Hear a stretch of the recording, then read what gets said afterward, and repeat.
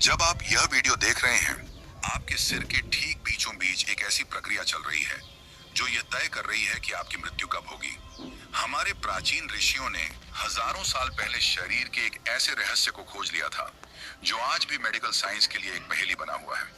उन्होंने कहा था कि मनुष्य के मस्तिष्क में तालू के ठीक ऊपर चंद्रमंडल स्थित है और इस चंद्रमंडल से हर पल एक दिव्य द्रव्य, एक अमृत टपक रहा है।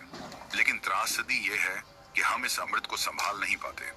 यह अमृत बूंद बूंद करके नीचे गिरता है और हमारी नाभि में स्थित सूर्यमंडल यानी हमारी जठराग्नि में जाकर जल जाता है। शास्त्रों के अनुसार यही वह कारण है जिससे हम बूढ़े होते हैं, हमारे चेहरे पर झुर्रियां आती हैं और अंत में हम मृत्यु को प्राप्त होते हैं। सोचिए, जिस अमृत को हमें अमर बनाने के लिए बनाया गया था, उसे हम हर पल अनजाने में जला रहे हैं।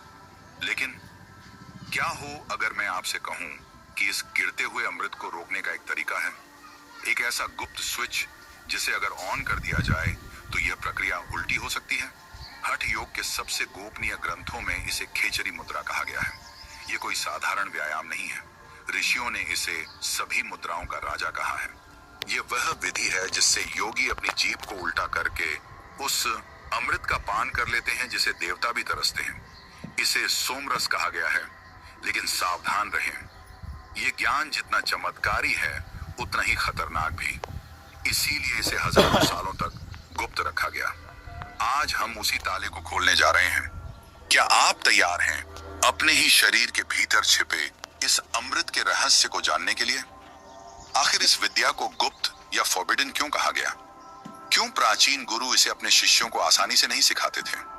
हठ योग प्रदीपिका, जो योग का सबसे प्रामाणिक ग्रंथ माना जाता है, उसमें खेचरी मुद्रा के बारे में एक बहुत ही हैरान करने वाली बात लिखी है। श्लोक कहता है कि इस विद्या को वैसे ही गुप्त रखना चाहिए जैसे कोई व्यक्ति अपने कीमती खजाने को या अपने निजी प्रेम संबंधों को दुनिया से छिपा कर रखता है।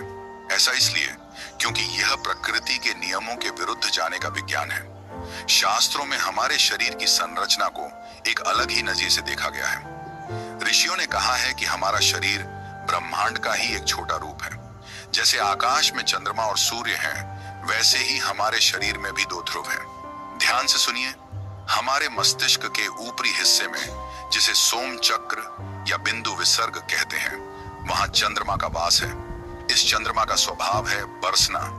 ये लगातार बिना रुके उस दिव्य अमृत या नेक्टर ऑफ लाइफ को नीचे की ओर टपका रहा है। और ठीक इसके नीचे हमारी नाभि में सूर्य का वास है, जिसे हम जठराग्नि कहते हैं। सूर्य का स्वभाव है जलाना या सोख लेना। यही जीवन की सबसे बड़ी त्रासदी है। हमारा जीवन एक उल्टी घड़ी की तरह चल रहा है। ऊपर से जीवन देने वाला अमृत टपकता है और नीचे नाभि में बैठी अग्नि उसे तुरंत जलाकर भस्म कर देती है। जब तक यह अमृत जलता रहता है, हमारा शरीर चलता है, लेकिन साथ ही साथ हम मृत्यु के करीब जाते रहते हैं। इसी अमृत के जलने से हमें भूख लगती है, प्यास लगती है और हमारा शरीर क्षीण होता जाता है। ऋषियों ने पूछा, क्या इस प्रक्रिया को रोका जा सकता है? क्या सूर्य के मुख को बंद किया जा सकता है? उत्तर था हाँ, और वह उत्तर है खेचरी मुद्रा। शास्त्र कहते हैं कि जो योगी अपनी जीभ को उल्टा करके कपाल कुहर में ले जाकर इस टपकते हुए अमृत को बीच रास्ते में ही रोक लेता है, वह काल यानी मृत्यु को भी धोखा दे सकता है। वह उस अमृत को अग्नि में गिरने के बजाय खुद पी लेता है। लेकिन यह करना कैसे है? क्या यह सिर्फ जीभ मोड़ने का व्यायाम है या इसके पीछे कोई गहरा विज्ञान है? आइए अब इसके पीछे की बायोलॉजी को समझते हैं।